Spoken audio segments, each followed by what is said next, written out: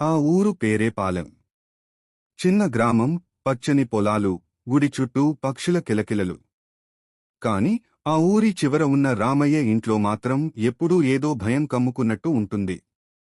రామయ్యకి ఒకే కొడుకు, రఘు. రఘు పెళ్లి చేసుకున్నాడు సావిత్రిని, అందంగా, నిశ్శబ్దంగా ఉండే అమ్మాయి.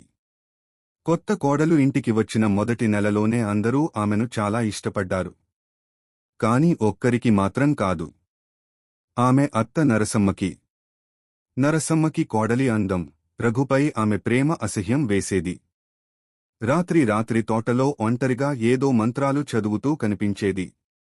ఇంట్లో పసుపు, నల్ల నూనె, నిమ్మకాయలు దాచేది.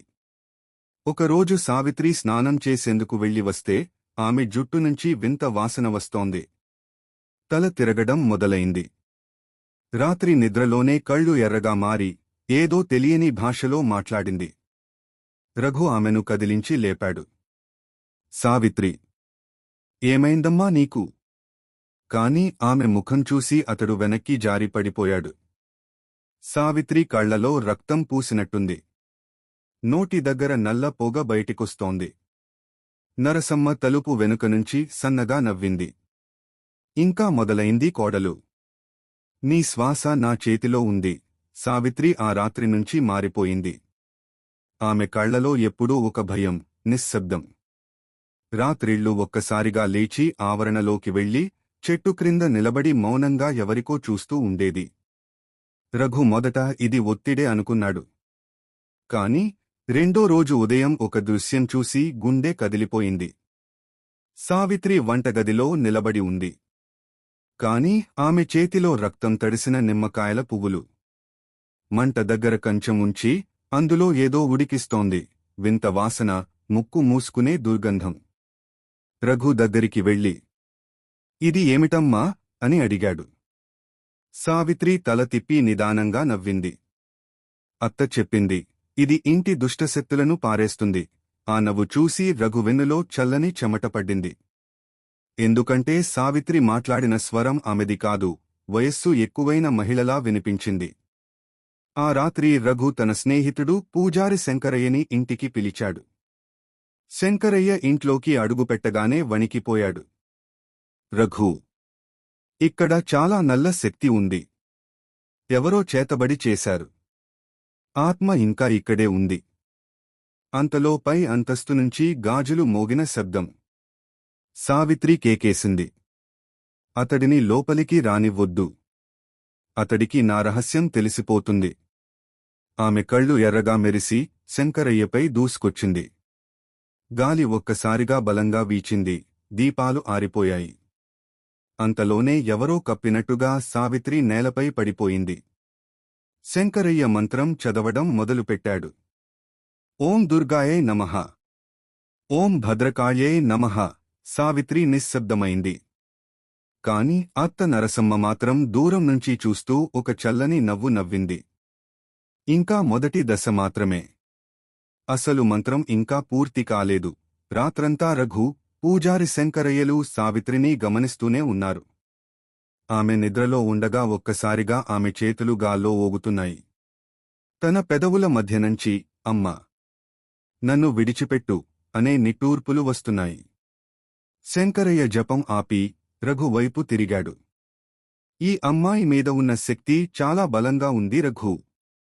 దీని వెనుక ఎవరున్నారో త్వరగా తెలుసుకోవాలి. లేదంటే ఆమె ప్రాణం ప్రమాదంలో పడుతుంది. రఘు తల ఊపాడు. అతడి మనసులో ఒక్కరే వ్యక్తి మెదిలింది, అత్త నరసమ్మ. తరువాతి రోజు తెల్లవారగానే రఘు తోటలోకి వెళ్లాడు. అక్కడ నేల కొంచెం తవ్వి చూశాడు.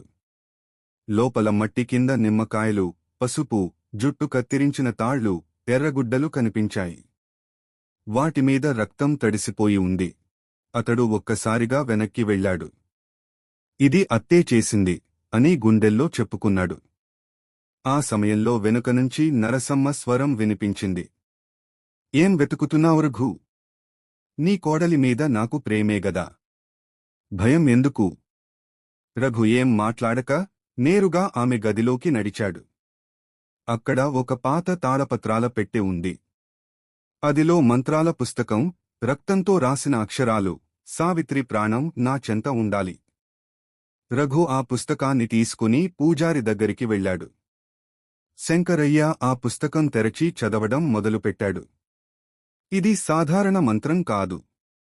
ఇది పరావస వశీకరణ చేతబడి. దీని ఉద్దేశ్యం ఎవరినైనా ఆత్మగా మార్చి నియంత్రించటం. అతడు గంభీరంగా అన్నాడు. ఇది చేయగలిగినవాడు చాలా అనుభవం ఉన్నవాడు కావాలి. నరసమ్మ పాతకాలంలో ఎవరి దగ్గరైనా దీని విద్య నేర్చుకున్నది కావచ్చు. రఘు తల పట్టుకున్నాడు. ఇంట్లో సావిత్రి వింతగా నవ్వుతూ, నువ్వు ఇక తప్పించుకోలేవు రఘు అని పాడుతోంది. రఘు గుండె దడపడి గదిలోకి వెళ్లి చూస్తే సావిత్రి కళ్లలో అత్త నరసమ్మ ప్రతిబింబం కనబడుతోంది. అది అంటే నరసమ్మ తన ఆత్మను సావిత్రిలో ప్రవేశపెట్టింది. ఆ రాత్రి ఆ ఇంట్లో భయానక నిశ్శబ్దం. గాలి కూడా నిశ్చలంగా ఉంది. మంటలు కరిగినట్లు దీపాల కాంతి నలుపులో ముంచుకుపోయింది. రఘు, పూజారి శంకరయ్య ఇద్దరూ హోమం కోసం ఏర్పాట్లు చేశారు. మధ్యలో అగ్ని, చుట్టూ గంధం, తులసి, గోమయం, మంత్రాల పుస్తకం. సావిత్రిని హోమం ముందు కూర్చోబెట్టారు. ఆమె తల వంచి కూర్చున్నా ఒక్కసారిగా కళ్ళు తెరిచింది. ఆ కళ్లలో నరసమ్మ ఆత్మ వెలిగింది. ఆ స్వరం భయంకరంగా మారింది. నన్ను ఎందుకు పిలిచావు రఘు? ఈ కోడలిలో నాకు కొత్త శరీరం దొరికింది. ఇక నేను ఎక్కడికీ వెళ్లను. రఘు వణుకుతూ, నువ్వు మా జీవితాలను నాశనం చేస్తావా అని అరవగానే సావిత్రి చేతులు గాల్లో ఎత్తి అగ్నిలోంచి మంటలు పైకి ఎగసాయి. శంకరయ్య వెంటనే మంత్రం మొదలుపెట్టాడు. ఓం చండికాయై నమః. ఓం దుర్గాయై నమః. అగ్ని మధ్యలో నుంచి ఒక నల్ల నీడ పైకి లేచింది. అది నరసమ్మ ఆత్మ. ఆమె కళ్లలో ద్వేషం, కోపం. నువ్వు నా కొడుకును నాకంటే ఎక్కువ ప్రేమించిందిగా సావిత్రి. ఇప్పుడు నీ ప్రాణం, నీ శరీరం నా సొత్తు. ఆమె మాటలతో గది మొత్తం వణికిపోయింది. కిటికీలు ఒక్కసారిగా మూసుకుపోయాయి. దీపాలు ఆరిపోయాయి. శంకరయ్య గళం బలహీనమవుతోంది. మంత్రం మధ్యలోనే ఆగిపోయాడు. రఘు సావిత్రి చేతిని పట్టుకుని, నువ్వు విను సావిత్రి. నువ్వే నా జీవితం. నీలో ఉన్న ఆ చెడు శక్తిని నువ్వే తరిమేయగలవు. సావిత్రి కళ్లలో కన్నీళ్లు వచ్చాయి. ఆ కన్నీటి చుక్కలు అగ్నిలో పడగానే గది అంతా కాంతితో నిండిపోయింది. ఆ కాంతిలో నరసమ్మ ఆత్మ కేక వేసింది. అయ్యో ఓ! ఆమె ఆవిరైపోయింది. గది మళ్లీ నిశ్శబ్దమైంది. సావిత్రి మూర్ఛపోయి నేలపై పడిపోయింది. రఘు ఆమె తలని ఒడిలో వేసుకుని, అన్నీ అయిపోయాయ్ సావిత్రి అని చెప్పాడు. కాని బయట తోటలోని ఆ చెట్టు వద్ద గాలి బలంగా వీచింది. నిమ్మకాయలు మళ్లీ కదిలాయి. మరియు ఆ గాలి మధ్యలో ఒక చల్లని నవ్వు. ఇంకా నేను పోలేదు రఘు. ఆ రాత్రి జరిగిన సంఘటన తర్వాత ఇంట్లో కొంత ప్రశాంతత వచ్చింది. సావిత్రి మళ్లీ సాధారణంగా మాట్లాడటం మొదలుపెట్టింది. రఘు హృదయంలో ఊపిరి పీల్చుకున్నాడు. కాని పూజారి శంకరయ్య మాత్రం ఆందోళనతో అన్నాడు. రఘు, ఆ ఆత్మ పూర్తిగా నశించలేదు. ఆమె శరీరం నుండి బయటపడ్డా మంత్రం పూర్తిగా భగ్నం కాలేదు. ఆ ఆత్మ తోటలో ఉన్న చెట్టుకు బంధించబడి ఉంది. ఏ రాత్రి చంద్రుడు రక్తవర్ణంగా మారుతాడో ఆ రాత్రి ఆమె తిరిగి వస్తుంది. రఘు దాన్ని పెద్దగా పట్టించుకోలేదు. కాని 4 రోజుల తరువాత పౌర్ణమి రాత్రి చంద్రుడు నిజంగానే ఎర్రగా మారాడు. ఆ రాత్రి గాలి ఎప్పుడూ లేనంత గట్టిగా వీచింది. ఇంటి వెనుక తోటలోని పాత చెట్టు దగ్గర నుంచి నల్ల పొగ లేచింది. సావిత్రి అప్పుడు మేడపై నిలబడి ఉంది. ఆమె కళ్ళు మళ్లీ ఎర్రగా మారాయి. ఆమె నడుము నుంచి చల్లని గాలి బయలుదేరి తోట వైపు వెళ్ళింది. రఘు పరుగెత్తి వెళ్లి ఆమెను పట్టుకోవాలనుకున్నాడు. కాని ఆమె ఒక్కసారిగా గాల్లోకి లేచింది. ఆ చెట్టు కింద అత్త నరసమ్మ ఆత్మ మళ్లీ రూపం దాల్చింది. నన్ను అగ్నితో కాల్చావు రఘు. కాని నేనేం చనిపోయానని అనుకున్నావా? ఆ స్వరం గాలిలో మార్మోగింది. పూజారి శంకరయ్య పంచలోహపు తాడిసును తీసి రఘుకి ఇచ్చాడు. దీన్ని ఆమె మెడకు కట్టాలి రఘు. లేకపోతే ఈసారి ఆమె ఆత్మ పూర్తిగా సావిత్రిలోకి చేరిపోతుంది. రఘు పరుగెత్తి సావిత్రి దగ్గరకు చేరి, సావిత్రి, ఇది మన చివరి అవకాశం. నీలో ఉన్న ఆత్మని నేను తరిమేస్తా. అతడు తాడిసును ఆమె మెడలో వేశాడు. అప్పుడే ఆకాశంలో మెరుపు పడింది, గాలి తుఫానుగా వీచింది. నరసమ్మ ఆత్మ అరుస్తూ కదిలింది. నా మంత్రం పూర్తి కాలేదు. నేను తిరిగి వస్తా. ఆమె ఆవిరైపోయింది. సావిత్రి నేలపై పడిపోయి ఏడవసాగింది. రఘు ఆమెను బిగించి పట్టుకున్నాడు. ఇంట్లో మళ్లీ ప్రశాంతత వచ్చింది. కాని ఆ చెట్టు కింద ఇంకా ఒక నిమ్మకాయ చీలకుండా ఉంది. దానిమీద రక్తపు చుక్క మెరిసింది. దానిపై చిన్నగా గాలి కదిలింది, మరియు ఓ స్వరం మళ్లీ వినిపించింది. నా ప్రతీకారం పూర్తవ్వాలి. రఘు, సావిత్రి తమ జీవితాలు మళ్లీ సాధారణమవుతున్నాయని అనుకున్నారు. కాని ప్రతి రాత్రి తోట దగ్గర గాలి వింతగా వీచేది. ఆ చెట్టు కింద ఎప్పుడూ చల్లని నీడ ఉండేది. ఒకరోజు రఘు చిన్న తమ్ముడు మధు ఊర్లోంచి వచ్చాడు. వాడు సరదాగా తోటలో తిరుగుతుండగా ఆ చెట్టు కింద ఉన్న నిమ్మకాయను ఎత్తి చూశాడు. ఇదెంత వింతగా ఉంది అని అనుకునేలోపే ఆ నిమ్మకాయ పగిలిపోయింది. నల్ల పొగ వాడి ముఖానికి తగిలింది. రాత్రి వాడు తిన్నగా మారిపోయాడు. కళ్ళు దప్పికగా, శరీరం వేడి. మాటల్లో కోపం, కళ్లలో ఎర్రని కాంతి. సావిత్రి దగ్గరికి వెళ్ళి అన్నాడు, వాడి ప్రాణం తీసి నాకి తిరిగి ఇవ్వి. సావిత్రి గబాలుగా వెనక్కి తగ్గింది. మధు, నీకు ఏమైంది? కాని అది మధు కాదు. అత్త నరసమ్మ ఆత్మ మధువి లోపలికి ప్రవేశించింది. ఆత్మ నవ్వింది. సావిత్రి, నువ్వు నా చేతిలోంచి తప్పించుకున్నావని అనుకున్నావా? ఇప్పుడు నీ ప్రాణం కాదు, నీ ప్రేమనే నాశనం చేస్తా. రఘు పూజారి శంకరయ్యని మళ్లీ పిలిచాడు. శంకరయ్య గంభీరంగా అన్నాడు, ఇప్పుడు ఆ ఆత్మ బలంగా ఉంది. ఆమె మంత్రం పూర్తి కాలేక చనిపోయింది, అందుకే కొత్త శరీరం వెతుక్కుంది. ఇప్పుడది మధువి లోపల స్థిరమైంది. ఆ రాత్రి మళ్లీ హోమం ఏర్పాటు చేశారు. సావిత్రి తాడిసుతో కూర్చుంది. మధు ఆవేశంతో లోపలికి వచ్చి అగ్నిని తన్నేశాడు. ఆ మంటలు చుట్టూ ఎగసాయి. నరసమ్మ ఆత్మ కేకేసింది, నేను ఈ ఇంటిని వదిలి వెళ్లను. శంకరయ్య చివరి మంత్రం జపించాడు. ఓం భైరవాయ నమః. ఆత్మ విడిచి వెళ్ళు.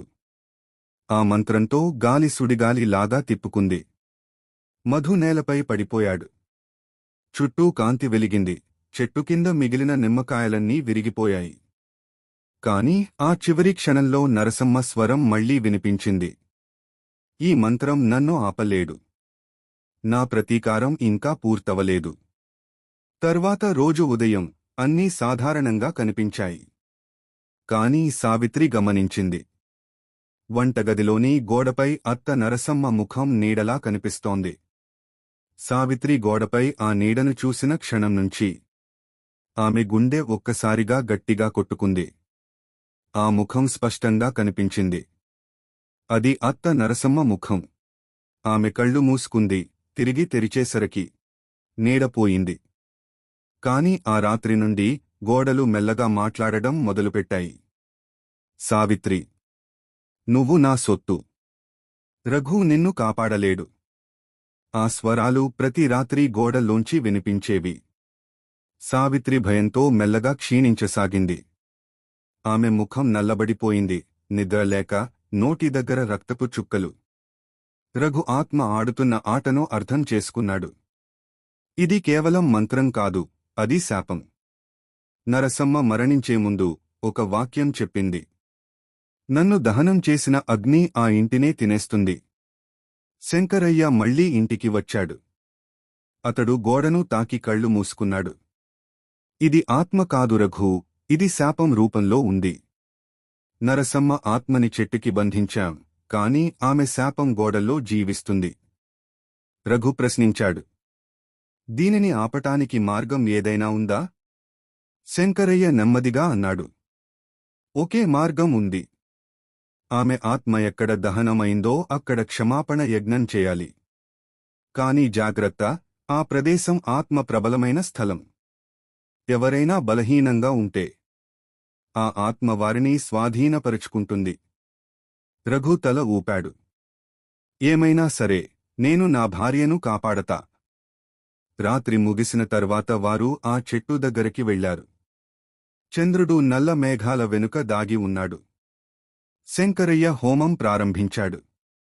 అగ్నిలో నిమ్మకాయలు, పసుపు, తులసి ఆకులు వేశాడు.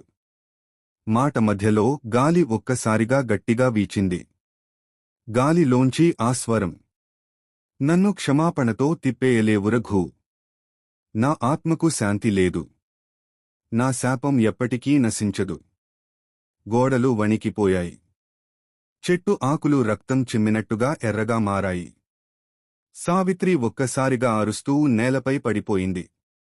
ఆమె వెనక గోడ నీడ మళ్లీ నరసమ్మ రూపంలో మెరుస్తోంది. శంకరయ్య చివరి ప్రయత్నంగా మంత్రం జపించాడు. ఓం కాళికాయే నమః. శాంతిరూపే, ప్రేతరూపే, శాపం విడిచి వెళ్ళు. అగ్నిలోంచి తెల్లని కాంతి వెలిగింది. ఆ కాంతిలో నరసమ్మ ఆత్మ ఒక చివరి కేక వేసింది. సావిత్రి, నువ్వు నాకన్నా బలంగా ఉన్నా. కాని నా నీడ ఎప్పటికీ నీతోనే ఉంటుంది. ఆమె మాయమైంది. గాలి ఆగిపోయింది. అగ్ని మృదువుగా కరిగిపోయింది. రఘు సావిత్రిని ఎత్తుకుని ఇంటికి తీసుకెళ్లాడు. ఇంట్లో నిశ్శబ్దం. గోడపై నీడలేమీ లేవు. కాని తలుపు మూసుకునే సమయానికి ఆ నీడ తిరిగి చీకట్లో మెరుస్తూ కనిపించింది. నరసమ్మ తిరిగి రావడానికి వేచిచూస్తోంది. సావిత్రి ఆరోగ్యం క్రమంగా కుదుటపడుతోంది. రఘు కూడా ఇప్పుడన్నీ అయిపోయాయి అని అనుకున్నాడు. కాని ఆ ఇంట్లో ఏదో మార్పు ప్రారంభమైంది. రాత్రిళ్ళు గోడలపై మెల్లగా నీడలు కదిలేవి. ఒక్కసారిగా నీరు మరిగినట్టుగా చప్పుళ్ళు. అడుగుల శబ్దం మెట్లు మీద వినిపించేది. సావిత్రి లేచి చూస్తే అక్కడ ఎవరు ఉండేవారు కాదు. కాని ఆ గాలి లోపల నరసమ్మ సువాసన తారసపడేది. ఆమె వాడే పూల సువాసన. ఒక రాత్రి సావిత్రి నిద్రలేచి తలుపు తెరిచింది. చంద్రకాంతి గదిలోకి వచ్చిపడింది. ఆ కాంతిలో గోడపై ఆమెకు తన అత్త ముఖం కనిపించింది. మెల్లగా ఆ ముఖం ఆమె వైపు తిరిగి నవ్వింది. నువ్వు నన్ను మట్టిలో పడేసినా నా నీడ నీతోనే ఉంది కోడలు. ఆ నీడ ఒక్కసారిగా గోడనుంచి బయటకు వచ్చింది. సావిత్రి భయంతో వెనక్కి తగ్గింది. ఆ నీడ సావిత్రి శరీరాన్ని తాకగానే చల్లని తుప్పు వంటివి ఆమె చర్మంపై పడ్డాయి. ఆమె మూర్ఛపోయి నేలపై పడిపోయింది. రఘు ఆ శబ్దం విని పరుగెత్తి వచ్చాడు. సావిత్రి చేతిని పట్టుకున్నాడు. ఆమె చేతిపై ముద్రలు ఉన్నాయి. నరసమ్మ చేతుల ముద్రల్లా. పూజారి శంకరయ్యను మళ్లీ పిలిచాడు. శంకరయ్య గంభీరంగా చెప్పాడు. ఈసారి ఆమె ఆత్మ కాదు, నీడగా మారింది. నీడను ఆపడం చాలా కష్టం, ఎందుకంటే నీడ మంత్రాలు లేనిదే ఆగదు. రఘు అడిగాడు, అయితే దీని పరిష్కారం ఏంటి? శంకరయ్య జవాబు ఇచ్చాడు. ఒకే మార్గం ఉంది. ఆమె ఆత్మని చివరిసారిగా పిలిచి శాంతి యజ్ఞంలో విలీనం చేయాలి. కాని జాగ్రత్త, ఈసారి నీడ స్వరూపంలో ఉన్న ఆత్మను పిలవడం అంటే ప్రాణపాయం. ఆ రాత్రి అర్ధరాత్రి శంకరయ్య, రఘు, సావిత్రి ముగ్గురూ ఆ చెట్టు కింద యజ్ఞం ప్రారంభించారు. మంత్రాల స్వరం మొదలయ్యింది. గాలి ఒక్కసారిగా తిరిగి గర్జించింది. గోడలపై నీడలు కదిలి ఒక్కటయి ఒక రూపం తీసుకున్నాయి. నరసమ్మ ఆత్మ ఈసారి నీడ రూపంలో.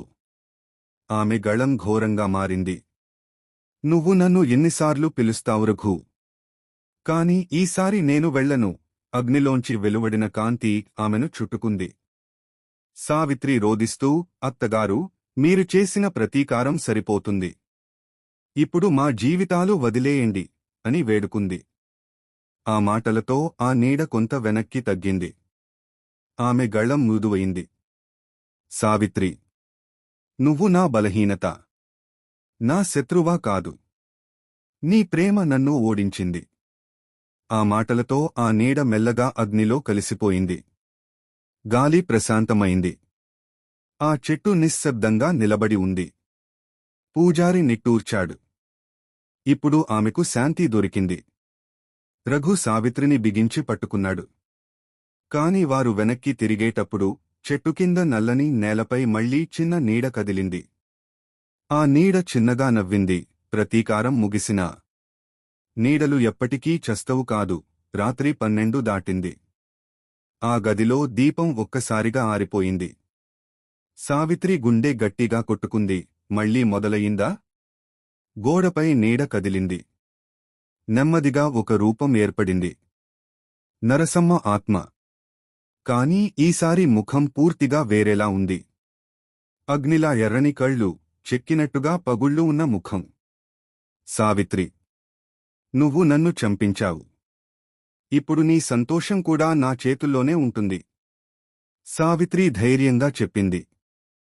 నీతో యుద్ధం చేస్తాను అత్తయ్యా, ఇక భయపడను. అది విని ఆత్మ కేకేసింది. భయపడకపోతే నీకు ప్రాణం లేదు.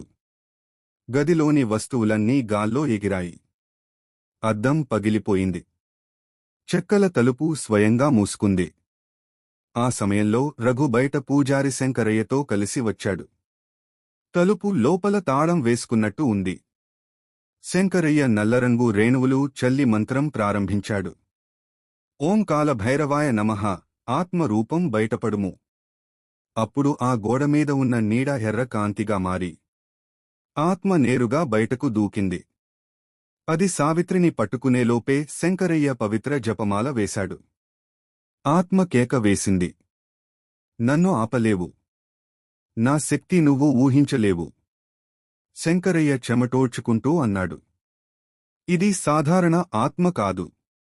నరసమ్మ చనిపోయే ముందు తంత్రి రామయ్య అనే మాంత్రికుడి దగ్గర పూజ చేయించింది. ఆ మాంత్రికుడు ఆమె ఆత్మను చేతబడిలో బంధించి ఈ ఇంటికే కట్టిపెట్టాడు. అంటే నరసమ్మ ఆత్మ ఒక్కదాని కాదు.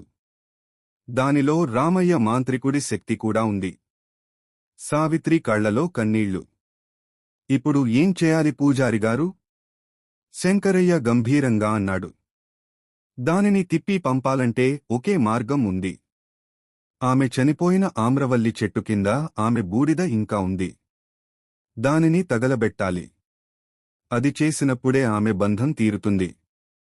రఘు, సావిత్రి, శంకరయ్య ముగ్గురు అర్ధరాత్రి ఆ చెట్టు దగ్గరకు వెళ్లారు. కాని చెట్టు కింద వింత కాంతి, ఎవరో ముందే అక్కడ ఉన్నట్టు.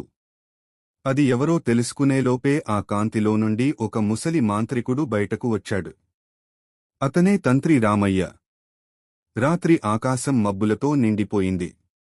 చెట్టు కింద నిలబడ్డ రఘు, సావిత్రి, పూజారి శంకరయ్య ముగ్గురూ ఆ వింత కాంతిని చూసి గబ్బిగా నిలబడ్డారు. ఆ కాంతిలోంచి వచ్చిన వాడి ముఖం చీకట్లో స్పష్టంగా కనిపించింది. చిరిగిన బట్టలు, నల్ల తిలకం, చేతిలో ఎరుపు దారాలు, మెడలో పాము చర్మం తగిలించుకున్నాడు. అతనే తంత్రి రామయ్య. మీరు ఎవరని అనుకుంటున్నారు నన్ను? అని గట్టిగా అన్నాడు రామయ్య. ఆమెను, నరసమ్మను నేను మరణం దాటిన శక్తితో కట్టేశాను. ఇప్పుడు ఆమె ఆత్మను మీరు విడిపించాలనుకుంటున్నారు? శంకరయ్య ధైర్యంగా ముందుకి వచ్చాడు. రామయ్య, నువ్వు పిశాచ పూజలు చేసి ఒక అమాయక కుటుంబాన్ని నాశనం చేశావు.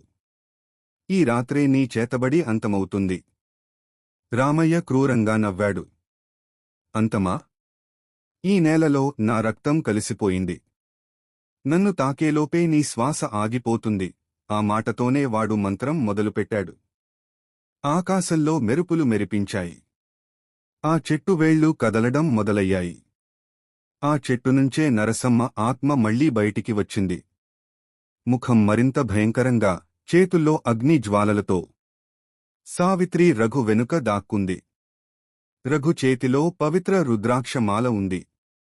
శంకరయ్య మంత్రం ప్రారంభించాడు. ఓం దుర్గాయే నమః, ఓం భైరవాయ నమః. మంత్ర శబ్దం పెరిగింది. ఆ చెట్టువేళ్లు తిరిగి గట్టిగా వంపు తీసుకున్నాయి. రామయ్య గట్టిగా కేకవేశాడు. నరసమ్మ, నిన్ను ఎవ్వరూ విడిపించలేరు. నాతో కలిసి శాశ్వతంగా ఉండు. కాని ఆ మాట విన్న వెంటనే నరసమ్మ ఆత్మ నెమ్మదిగా ఏడవడం ప్రారంభించింది. రామయ్య, నువ్వు నన్ను వాడుకున్నావు. నేను ప్రతీకారం కోసం కాకుండా ప్రేమ కోసం పుట్టాను. ఆ ఆత్మ చేతులు విప్పింది. ఆ క్షణంలో పూజారి చేతిలోని పవిత్ర తాళి సావిత్రి చేతికి జారింది.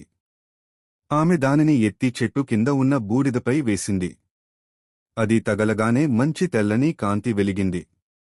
ఆ కాంతిలో రామయ్య తాళాలు విరిగిపోయాయి. ఆత్మ నెమ్మదిగా పైకి ఎగసి, క్షమించు సావిత్రి, నా దుఃఖం నీమీద పడకూడదు అని చెప్పి ఆకాశంలో కలిసిపోయింది. రామయ్య గట్టిగా కేకవేసి నేలపై కూలిపోయాడు. చెట్టు కింద అగ్ని తాకినట్టుగా దహించిపోయింది. ఉదయం సూర్యకాంతి పడినప్పుడు ఆ చెట్టు లేదు. ఆ నేల నల్లగా ఉంది. సావిత్రి కళ్లలో కన్నీళ్లు. రఘు ఆమె భుజం మీద చేయి వేశాడు. ఇప్పుడు అంతమైంది. ఇక భయముండదు, పూజారి నెమ్మదిగా అన్నాడు. ఆత్మలు పోతాయి, కాని చేతబడి చేసిన పాపం మాత్రం నేల మరిచిపోదు. ఉదయం సూర్యుడు ఉదయించాడు. ఆ రాత్రి జరిగిన సంగతులు కలలా అనిపించాయి. సావిత్రి, రఘు, పూజారి శంకరయ్య ముగ్గురూ ఆ చెట్టు కింద నిలబడి చూశారు. మొక్కపూలు, బూడిద, మంత్రపు రేణువులు అన్నీ గాలిలో కలిసిపోయాయి. నరసమ్మ ఆత్మ ఆకాశంలో కలిసిపోయిందని వాళ్లకు నమ్మకం వచ్చింది. వాళ్లు ఇంటికి తిరిగి వెళ్లారు. ఇంట్లో ఇప్పుడు శాంతి. ముగ్గు వేసిన గడప, దీపం వెలుగుతోంది. కాని సావిత్రి మాత్రం గుండెల్లో ఓ భయాన్ని వదలలేకపోయింది. రాత్రి అవుతోంది. రఘు నిద్రలోకి జారిపోయాడు. సావిత్రి దీపం ముందర కూర్చుని జపం చేసుకుంటోంది. ఆ సమయంలో కిటికీ దగ్గర గాలి వీచింది. అది వింత చల్లగా ఉంది. దీపం ఒక్కసారిగా ఆరిపోయింది. సావిత్రి లేచి చూసింది. గోడపై ఒక చిన్న బొమ్మ ఆకారం కనిపించింది. ముందు ఉన్న నీడలా కాదు. ఈసారి పిల్లవాడి రూపంలో ఉంది. ఆ బొమ్మ నెమ్మదిగా తిరిగి సావిత్రిని చూసింది. అమ్మా అని మృదువుగా చెప్పింది. సావిత్రి గుండె గట్టిగా కొట్టుకుంది. ఎవరు నువ్వు? ఆ పిల్లవాడి స్వరం పలికింది. నేను నరసమ్మ కాదు. నేను ఆమె పాపం. అంతే. అది గాలిలో కరిగిపోయింది. గోడపై వింత అక్షరాలు మెరిపించాయి. చేతబడి పూర్తి కాలేదు. ఆ వెంటనే పూజారి శంకరయ్యకు ఫోన్ వచ్చింది.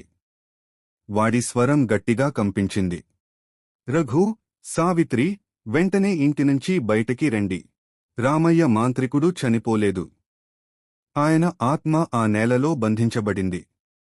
ఇప్పుడు కొత్త రూపం వెతుక్కుంటోంది. సావిత్రి వెనక్కి చూసింది.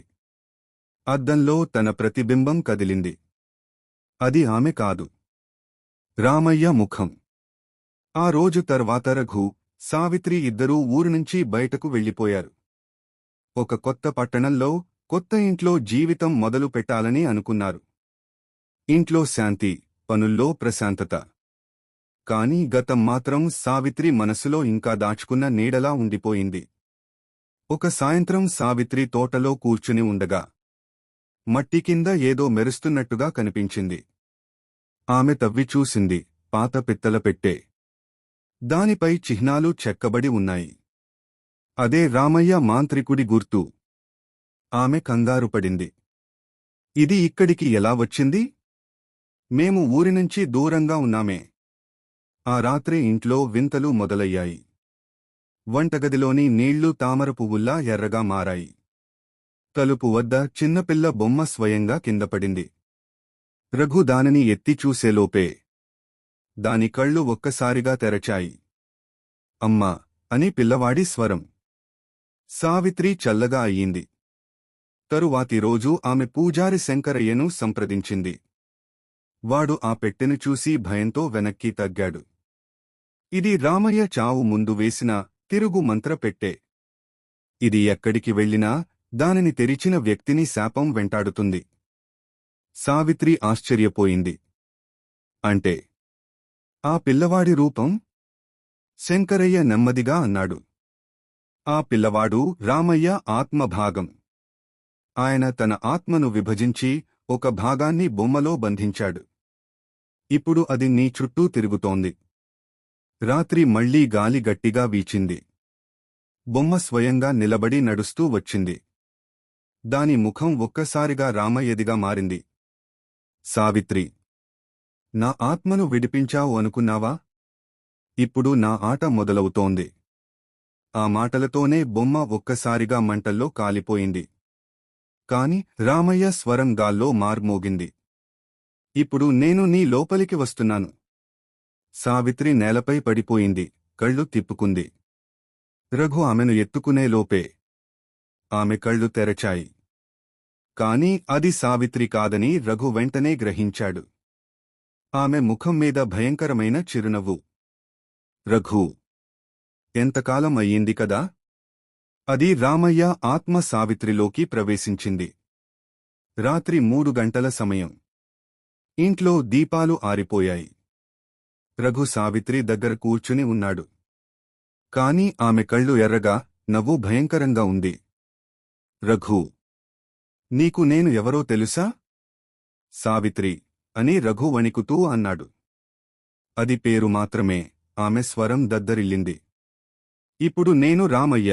సావిత్రి శరీరం ఒక్కసారిగా లేచింది. ఆమె చేతులు గాల్లోకి లేవగా గోడపై నల్ల నీడలు కదిలాయి. వంటగదిలో ఉన్న వస్తువులు ఎగిరిపోయి నేలమీద పడ్డాయి. రఘు ఆశ్చర్యంతో వెనక్కి తగ్గాడు. నన్ను ఆపలేవు రఘూ. నేను ఆమె నరసమ్మ ఆత్మతో బంధమై ఉన్నాను. ఇప్పుడు నేను సగం ఆత్మ, సగం మాంత్రికుడు. ఆ మాటతోనే సావిత్రి కళ్ళు మెల్లగా నల్లగా మారాయి. ఆమె నడక కూడా వింతగా మారింది. ఆమె స్వరం తక్కువగా, గంభీరంగా. నువ్వు నన్ను కాపాడలేవు. ఈ ఇంటి నేలలో నా మంత్రం పుట్టింది. రఘు గట్టిగా అరవాడు. శంకరయ్య గారు, మీ మంత్రం లేకుండా నేను ఏమీ చేయలేను. అప్పటికే పూజారి శంకరయ్య వచ్చాడు. సావిత్రిని చూసి వెంటనే గుర్తించాడు. రామయ్య, నీ ఆత్మ ఇంతకీ ఈ లోకాన్ని వదలలేదా? సావిత్రి నవ్వింది. నువ్వు ఎన్ని మంత్రాలు చెప్పినా నా శక్తి ఈ శరీరంలో ఉంది. శంకరయ్య తన తంత్రం మొదలుపెట్టాడు. ఓం భైరవాయ నమః, ఓం చండికాయే నమః. అతను పవిత్ర ధూపం వెలిగించాడు. దాని వాసన గాల్లో పాకింది. సావిత్రి, రామయ్య ఒక్కసారిగా తడబడింది. ఇది నాకు అడ్డుగా రాదు అంటూ ఆమె చేతిని ఎత్తగానే ఆ గదిలోని దీపాలు పగిలిపోయాయి. కాని శంకరయ్య ధైర్యంగా అన్నాడు. నీ శక్తి పాత నేలలో ఉంది. ఈ నేల కొత్తది. ఇక్కడ నీ మంత్రం నిలవదు. ఆ మాట విన్న వెంటనే సావిత్రి ఆవేశంతో కేకేసింది. అయితే ఈ నేలనే నా దైన్యం చేసుకుంటా.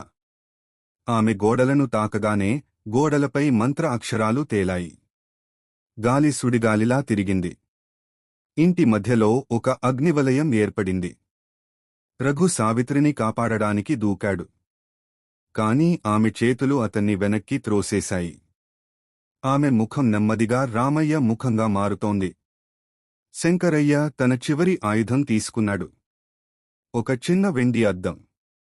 ఈ అద్దంలో నీ నిజస్వరూపం కనిపిస్తే నీ శాపం విరిగిపోతుంది. అతను ఆ అద్దం సావిత్రి ముఖం ఎదుట ఉంచాడు. అందులో రామయ్య ముఖం మెరిపించింది. ఆత్మ కేక వేసింది. లేదు, ఇది జరగకూడదు. అప్పటికి అగ్నివలయం విరిగి కాంతిపరచుకుంది. సావిత్రి నేలపై పడిపోయింది. రామయ్య ఆత్మ అద్దంలో బంధమైపోయింది. శంకరయ్య అద్దాన్ని గట్టిగా మూసి మంత్రం ముగించాడు.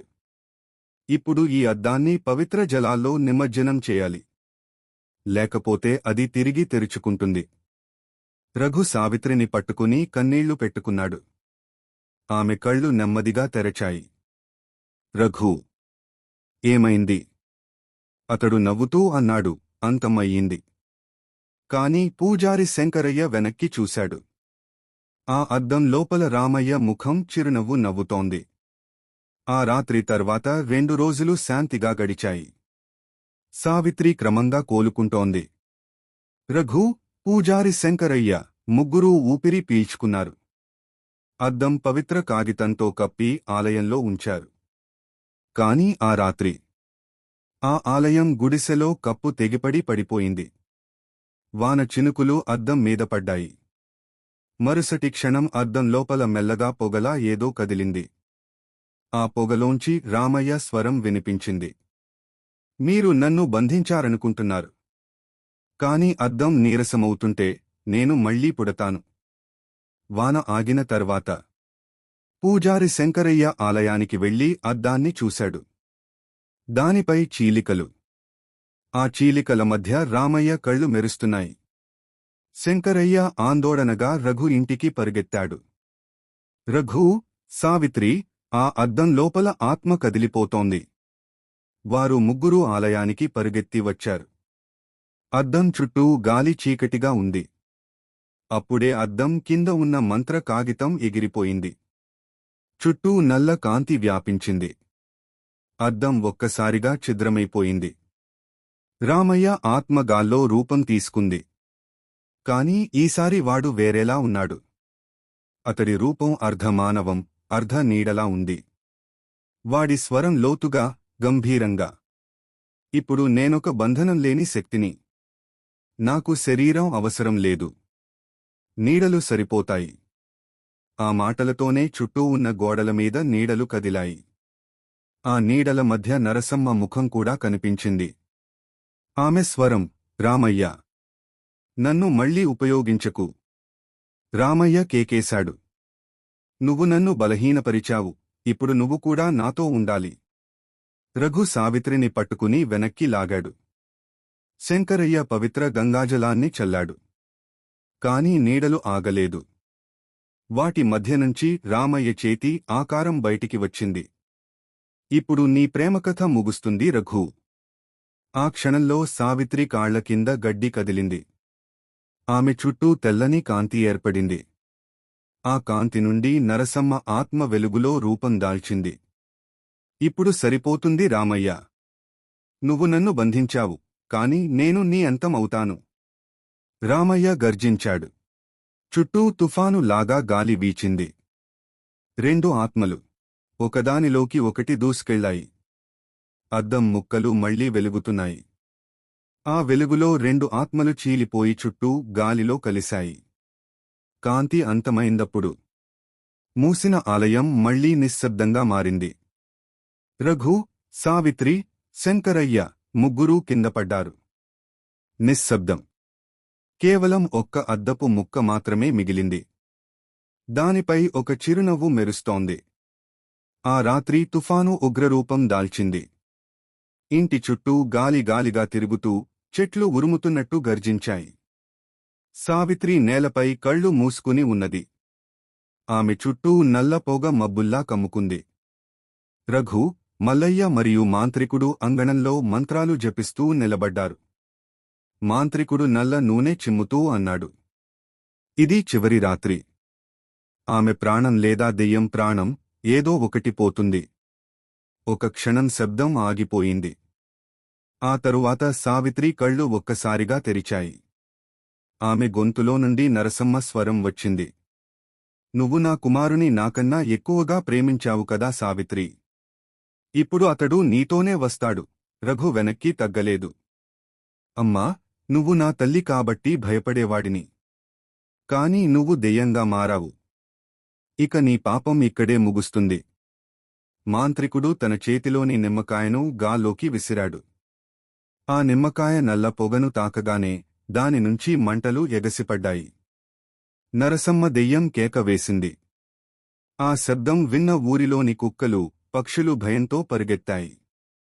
ఆ క్షణం సావిత్రి శరీరం తేలికగా అయింది. ఆమె నేలపై పడిపోయి చచ్చినట్టే కనిపించింది. రఘు కేక వేసి ఆమెను గట్టిగా కౌగిలించుకున్నాడు. సావిత్రి, కన్నులు తెరువు. కొన్ని క్షణాల తరువాత ఆమె ఊపిరి పీల్చుకుంది. కళ్ళు నెమ్మదిగా తెరిచి రఘుని చూసింది. రఘూ అంటూ కన్నీళ్లు కార్చింది. మాంత్రికుడు నవ్వుతూ అన్నాడు.